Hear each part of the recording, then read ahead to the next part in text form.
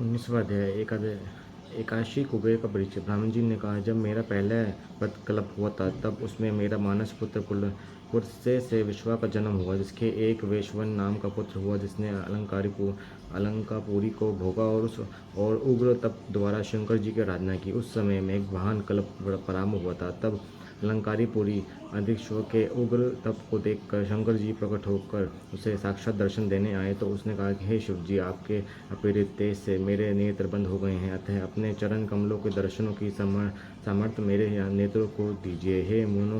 हे मनुष्यशिक, आपको नमस्कार है। हे यज्ञदत्त का यही पुत्र था जो कि शिव जी की सेवा से अलंकापुरी में आकर राजा हुआ था।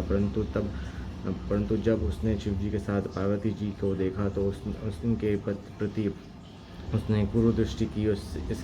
इससे उसका बायां नेत्र फूट गया। शिवजी ने पार्वती जी से कहा, ये तुम्हारा पुत्र है, तुम्हें क्रूर दृष्टि से नहीं देखता है, किंतु तुम्हारी तपस्या की प्रशंसा करता है, अतः मैं इसे निधियों का स्वामी बनाता हूँ। ये गुरुकों का ईश्वर होगा। ऐसे कहकर शिवजी ने उन्हें गणपति बना दिया और पुनः उमा से मिलाकर ये कह दिया कि आओ, ये तुम्हारी माता है, इनके चरणों में चित से प्रणाम करो। फिर उमा से कहा कि हे देवदीश, हे तपस्विनी, इस अपने अगज पुत्र पर प्रसन्न हो।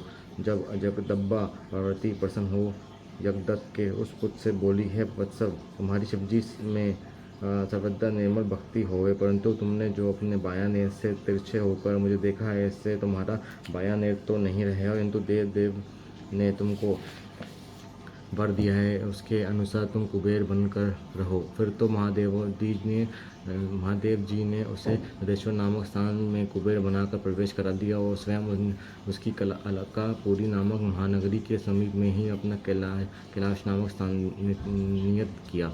अतः शिव महापुराण द्वितीय रुद्र महेश्वरी का 19वां अध्याय समाप्त।